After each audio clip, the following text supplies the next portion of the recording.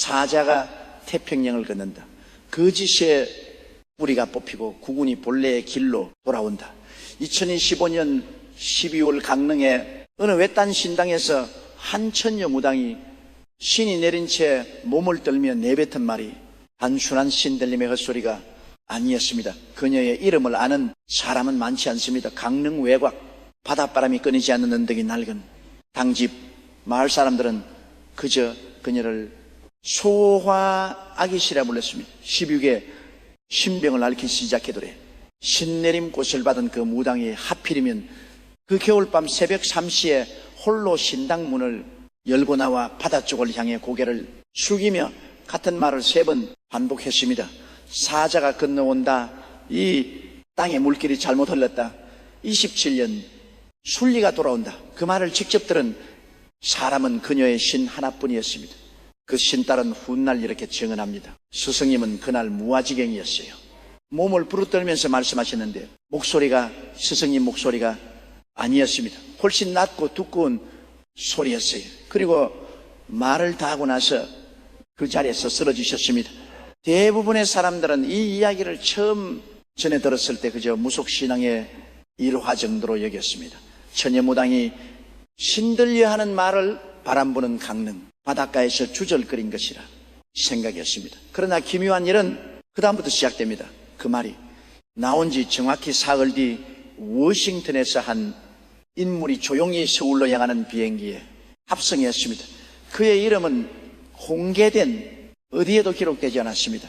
그러나 그가 백악관 내에서 어떤 위치에 있는지 아는 사람들은 입을 다물었습니다. 그가 움직일 때 세상은 바뀐다는 것을 알고 있었기 때문입니다.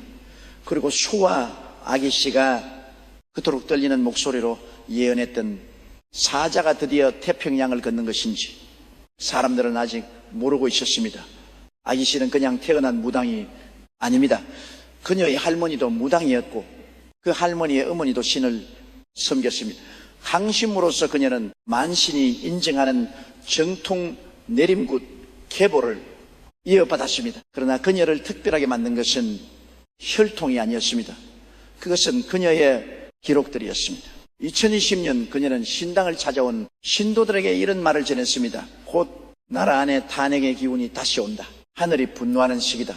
당시 사람들은 고개를 젓습니다. 탄핵은 이미 지난 일이었고 새로운 정권이 막 안착하던 시기였습니다. 그런데 불과 4년 뒤 대한민국은 또 한 번 전례 없는 정치적 격변을 맞이했고 그 기운은 현실이 되었습니다. 사람들은 그제야 그녀의 당집을 다시 찾기 시작했습니다. 2022년 여름 그녀는 신도들 앞에서 다시 입을 열었습니다. 워싱턴에서 날카로운 바람이 분다. 그 바람은 태평양을 넘어 한반도에 닿을 것이다. 그리고 그 바람 앞에서 가짜는 쓰러진다. 이 말을 기록한 신도의 메모가 훗날 사람들에게 전해졌을 때 그 안에 담긴 내용은 단순한 은유가 아니었다는 것이 드러납니다. 워싱턴의 바람, 그것은 미국의 새로운 지도자와 그의 측근들이 한반도의 새 판을 짜기 위해 움직이기 시작하는 신호였습니다. 중요한 건 이 다음입니다. 소와 아기 신은 자신이 받은 계시를 단순히 정치적 예언으로만 해석하지 않았습니다. 그녀는 이렇게 설명했습니다. 그군이란 물길과 같습니다. 본래의 물길이 있는데 인간의 욕심이 그것을 막거나 틀어버리면 하늘은 반드시 그것을 바로잡습니다. 지금 이 나라의 물길은 잘못 흘러가고 있습니다. 2017년은 그 물길이 강제로 바로잡히는 해입니다. 그리고 그녀는 이렇게 덧붙였습니다. 바로잡는 손은 안에서만 오지 않습니다. 밖에서도 옵니다. 큰 사자 한 마리가 태평양 저편에서 움직이기 시작했습니다. 그 사자는 독수리의 명을 받은 자입니다. 독수리, 동양의 신화에서 독수리는 하늘의 심판을 집행하는 사자입니다. 그러나 그녀가 말하는 독수리는 조금 더 구체적인 무언가를 가리키고 있었습니다. 그것은 세계의 패권을 준 나라의 상징이기도 했습니다. 미국의 국장에 새겨진 그 세 말입니다. 소와 아기씨의 예언이 세상에 알려지기 시작한 것은 그녀가 죽고 나서가 아니었습니다. 그녀는 살아 있었고 지금도 강릉에 그 당집에 있습니다. 그러나 그녀의 말이 세상에 퍼진 것은 아이러니하게도 그녀 자신의 의지가 아니었습니다. 그날 밤 신당에 함께 있었던 신이 자신의 손전화에 음성을 담아두었고 그 파일이 돌고 돌아 결국 수만 명의 귀에 닿은 겁니다. 그리고 그 목소리를 들은 사람들은 한 가지 공통된 반응을 보였습니다. 등골이 서늘해진다는 것이었습니다. 왜 했을까요? 단순히 무당에 신들린 목소리 때문만은 아니었습니다. 그것은 그 예언의 내용이 너무도 구체적이었기 때문입니다. 그녀는 이렇게 말했습니다. 서울 하늘 위로 독수리 깃털 하나가 떨어진다. 사람들은 처음에는 그것이 무엇인지 모른다. 하지만 그 깃털은 판을 뒤집는 신호다. 누군가 오고 있다. 그는 얼굴을 드러내지 않는다. 그러나 그가 움직이면 이 땅의 권력자들은 모두 그것을 느낀다. 얼굴 없는 사자. 누군가 오고 있다. 이 짧은 말들은 2016년 초부터 한국 정치권 주변의 특정 인물들 사이에서 소문처럼 돌기 시작합니다. 소문의 내용은 이랬습니다. 워싱턴에서 보낸 사람이 있다는 것입니다. 지금으로부터 조금 더 거슬러 올라가야 합니다. 25년은 대한민국이 전례 없는 정치적 혼란을 맞이한 해였습니다. 권력의 정점에 있던 자가 하루아침에 무대에서 끌려 나오고 그 자리를 둘러싼 싸움이 시작되었습니다. 언론은 연일 들끓었고 국민은 지쳤습니다. 그런데 그 혼란 속에서 아무도 주목하지 않은 가지가 조용히 진행되고 있었습니다. 그것은 바로 태평양 건너편에서 이 나라를 향한 어떤 시선이 변하고 있었다는 사실입니다. 워싱턴은 오래 전부터 한반도를 전략적 체스판의 핵심 말로 취급해 왔습니다. 냉전 이후 70년 넘는 동맹의 역사 속에서 한국은 미국의 동아시아 전략의 축이었습니다. 그러나 그 동맹의 이면에서는 언제나 단순한 우호만이 아닌 거래와 계산이 있었습니다. 미국은 한국이 어떻게 돌아가는지를 단순히 외교 채널을 통해서만 파악하지 않았습니다. 눈에 보이지 않는 정보의 흐름이 있었고 그 흐름 안에서 분석되고 판단되는 것이 한국의 권력 구조였습니다. 아기 씨가 예언한 사자를 단순히 신화적 존재로만 이해하면 그 말에 반을 놓치는 겁니다. 그녀가 말하는 사자는 실제하는 인간입니다. 워싱턴의 가장 깊은 곳에서 움직이는 인간. 그리고 그가 한국으로 오는 이유는 단 하나입니다. 진짜와 가짜를 감별하기 위해서입니다. 그는 공식 외교관이 아닙니다.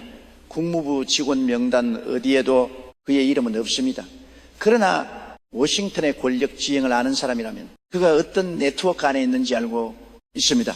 그는 대통령의 최측근들과 자유롭게 대화하는 사람이며 정보, 기관의 수장들이 그의 판단에 귀를 기울이는 인물입니다. 그리고 그런 인물이 조용히 서울에 왔다는 것은 워싱턴이 한국을 향해 이제 직접 나서기로 결정했다는 신호입니다. 수화. 아기 씨는 이 인물에 대해 이렇게 묘사했습니다. 그의 발걸음 소리는 들리지 않는다. 그러나 그가 지나간 자리에서는 반드시 무언가가 바뀐다. 그는 심판자가 아니다. 그는 정렬하는 자다. 정렬하는 자, 이 표현이 의미심장합니다. 심판자는 죄를 가려 벌을 내리는, 자유고 정렬하는 자는 흐트러진 것들을 원래의 자리에 돌려놓는 자입니다. 수와 아기 씨의 말에 따르면 2017년의 변호는 외부에서 가해지는 파괴가 아닙니다. 그것은 뒤틀린 것들이 본래의 형태로 돌아가는 회복입니다. 그리고 그 회복을 촉진하는 사람이 바로 태평양을 건너온 그 사자라는 것입니다. 이 예언이 더욱 소름 돋는 이유는 따로 있습니다. 실제로 2026년 초부터 한미 간의 움직임의 미묘한 변화가 감지되기 시작했습니다.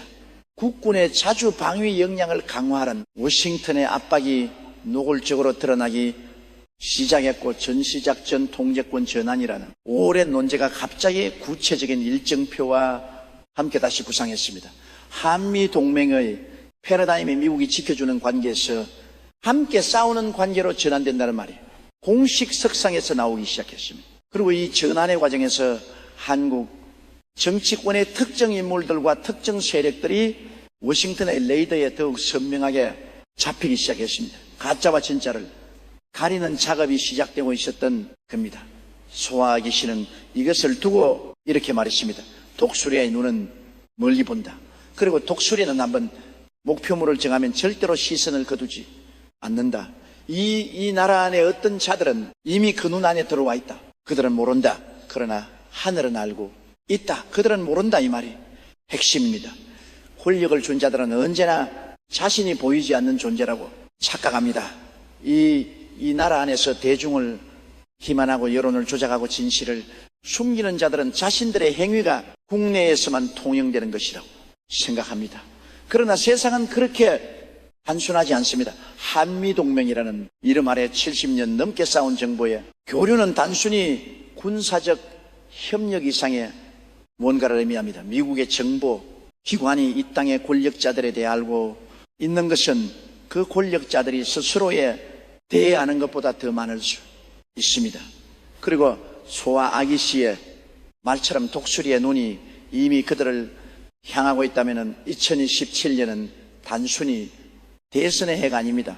그것은 그 눈의 판단이 최종적으로 구현되는 해입니다.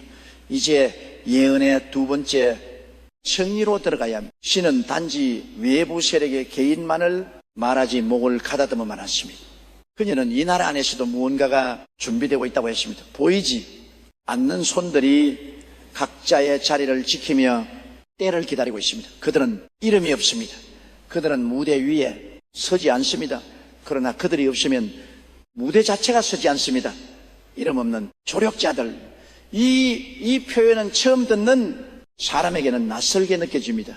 그러나 역사를 돌이켜보면 모든 거대한 변화의 뒤에는 언제나 이름 없는 사람들이 있었습니다.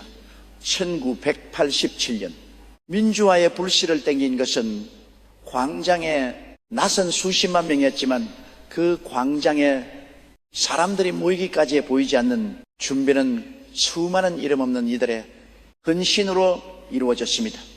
16년 광화문을 채운 촛불의 물결도 마찬가지입니다. 아무도 지시하지 않았지만 아무도 막을 수 없었습니다. 그것은 하늘의 때가 왔을 때 일어나는 일입니다. 소아 아기씨가 말하는 이름 없는 조력자들은 지금 이 순간에도 각자의 자리에서 침묵 속에 무언가를 하고 있습니다. 그들이 누구인지 우리는 모릅니다. 하지만 그녀는 이렇게 말했습니다. 그들은 신의 뜻이 무엇인지를 알고 있는 자들입니다. 그들은 자신의 이익을 위해 움직이지 않습니다. 그들은 단지 때를 기다립니다. 그리고 그때가 오면 그들은 반드시 나타납니다. 이 말을 들었을 때 당신은 무엇을 떠올립니까? 단순한 신화 속 선인의 이야기처럼 들립니까? 아니면 지금 이 시대 이 땅 어딘가에 실제로 그런 사람들이 있을 수도 있다는 생각이 듭니까? 이상한 것은 이 예언이 나온 직후부터 한국의 온라인 공간에서 묘한 변화가 일기 시작했다는 점입니다. 특정 정치, 인물들에 대한 재평가의 움직임이 조용히 생겨났습니다.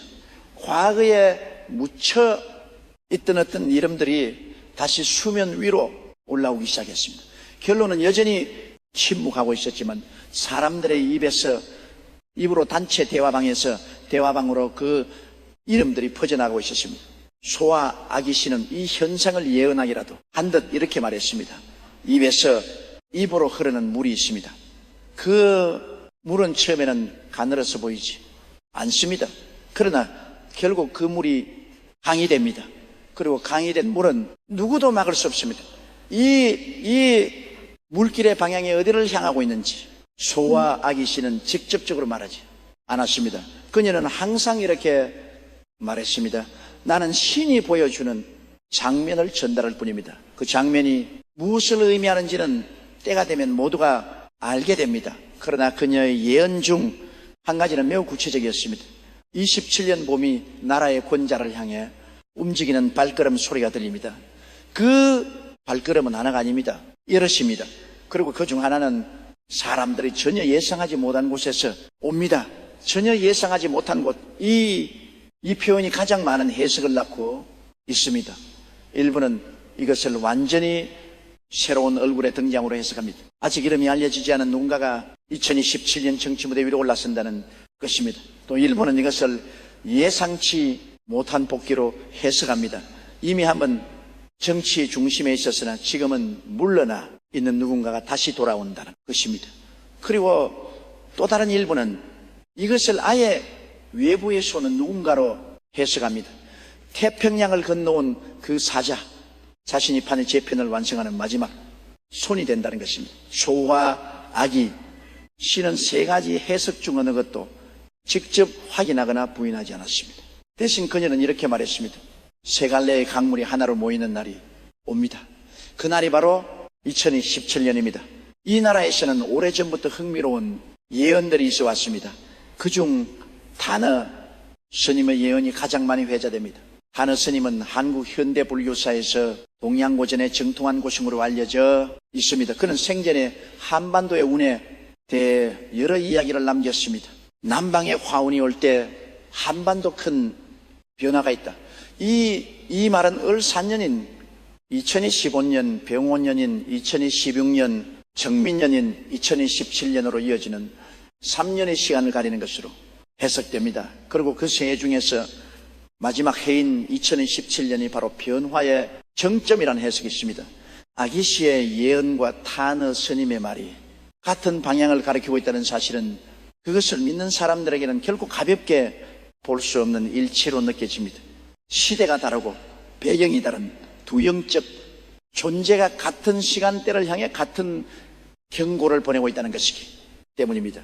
그러나 여기서 멈추면 안 됩니다. 저와 아기씨의 예언에서 가장 중요한 부분은 아직 말하지 않았습니다. 그녀는 사자에 대해, 조력자들에 대해, 판의 재편에 대해 말했습니다. 그러나 그 모든 것의 전제가 되는 말을 그녀는 신내림의 절정에서 내뱉었습니다. 그 말은 이것입니다. 이 땅의 구군이 잘못 흘렀습니다. 뒤틀린 물길은 반드시 바로잡힙니다. 그러나 그 과정에서 많은 것들이 무너집니다. 그것은 파괴가 아닙니다. 그것은 썩은 것들이 제거되는 과정입니다. 썩은 것들이 제거되는 과정. 이 말은 듣는 사람에 따라 완전히 다른 감정을 불러일으킵니다. 어떤 사람은 희망을 느낍니다. 어떤 사람은 두려움을 느낍니다. 그리고 어떤 사람은 자신이 그 썩은 것들 중 하나가 아닌가 하는 불안을 느낍니다. 예언은 항상 그렇습니다. 그것은 모든 사람에게 동시에 말을 걸지만 그 말의 의미는 받아들이는 사람에 따라 다릅니다. 아기씨의 말이 그토록 많은 사람들에게 퍼진 것은 단순히 그 내용이 자극적이어서가 아닙니다. 그것은 그 말이 어떤 깊은 곳에서 이 시대를 살아가는 사람들의 불안과 희망을 동시에 건드리기 때문입니다. 자, 이제 예언의 가장 구체적인 부분으로 들어갑니다. 아기씨는 2017년을 앞두고 세 가지 신호가 나타날 것이라고 했습니다. 첫 번째 신호는 서울 하늘에서 옵니다. 하늘에서 눈에 보이지 않는 것이 내려옵니다. 그것은 문서가 아닙니다. 그것은 말도 아닙니다. 그러나 그것이 내려오는 날에 땅의 권력자들은 모두 긴장합니다. 두 번째 신호는 바다에서 옵니다. 동쪽 바다에서 배 한 척이 움직입니다. 그것은 군함도 아니고 상선도 아닙니다. 그러나 그 배가 움직이는 방향이 이 나라의 미래를 가리킵니다. 세 번째 신호는 가장 가까운 곳에서 옵니다. 당신의 옆 사람이 갑자기 어떤 이름을 입에 올립니다. 그 이름은 오래전에 들어본 이름입니다. 그러나 그것이 다시 들릴 때 당신은 무언가가 시작된다는 것을 직감합니다. 세 개. 신호, 그리고 소가 아기씨는 이세. 신호가 모두 나타난 뒤에야 비로소 2017년에 문이 열린다고 했습니다. 문이 열리기 전에는 반드시 세 번의 노크가 있습니다. 그 소리를 들을 귀가 있는 자는 준비할 수 있습니다. 그러나 듣지 못하는 자는 문이 열린 뒤에야 비로소 깨닫습니다. 그때는 너무 늦습니다. 너무 늦다는 말은 무엇을 의미할까요? 그것은 멸망이나 죽음을 뜻하는 것이 아닙니다. 그것은 기회의 상실을 뜻합니다. 변화의 흐름에 올라탈 수 있었는데 올라타지 못하고 새로운 질서가 자리를 잡은 뒤에야 뒤늦게 그 흐름을 알아차리는 그 역사는 언제나 그런 사람들과 그렇지 않은 사람들로 나뉘어 왔습니다. 이제 예언의 가장 어둡고 무거운 부분을 말할 때가 되었습니다. 소화. 아기씨는 2017년이 단순히 좋은 변화만을 가져오는 해가 아니라고 분명히 경고했습니다. 하늘의 물길을 바로잡는 과정은 아팠습니다. 수술은 언제나 아픔을 동반합니다. 이 17년 이전의 시간 동안 이 나라는 그 아픔을 미리 겪어야 합니다. 그 아픔은 어떤 형태로 올까요? 그녀는 이렇게 말했습니다. 거짓으로 쌓아올린 탑들이 무너집니다. 사람들이 믿었던 어떤 것들이 사실이 아니었다는 것이 드러납니다. 그리고 그것이 드러날 때 배신감과 분노가 이 땅을 덮습니다. 배신감과 분노, 이 말은 추상적이 아닙니다. 역사 속에서 배신감과 분노가 사회를 덮은 순간들은 언제나 거대한 변화의 전조였습니다. 그것이 혁명의 형태를 취하든 선거라는 제도적 형태를 취하든 결국 그 에너지는 어딘가로 흘러갑니다. 그리고 소와 아기씨는 그 에너지가 2017년에 최종적으로 어딘가에 도달한다고 말하고 있습니다. 그러나 그녀의 예언에서 가장 주목해야 될 것은 결말이 아닙니다. 그것은 과정입니다. 그녀는 이렇게 말했습니다. 이 17년이 정상화의 해라고 해서 그것이 완성을 의미하지는 않습니다. 그것은 시작의 해입니다. 정상화가 시작된 뒤에도 오랜 시간이 필요합니다. 뒤틀린 것이 하루아침에 바로 잡히지는 않습니다. 이 말은 과도한 기대를 경계하는 말입니다. 2017년을 모든 문제가 해결되는 기적의 해로 기다리면 반드시 실망합니다. 그것은 마치 오랫동안 굳어버린 관절을 재활하는 것과 같습니다. 움직이면 시작되지만 완전한 회복에는 시간이 걸립니다. 그리고 바로 그 때문에 소화 아기 씨가 말하는 이름 없는 조력자들의 역할이 중요합니다. 그들은 2027년 한 해에만 필요한 사람들이 아닙니다. 그들은 그 이후에 긴 회복의 시간 동안 각자의 자리에서 묵묵히 그 과정을 지탱하는 사람들입니다.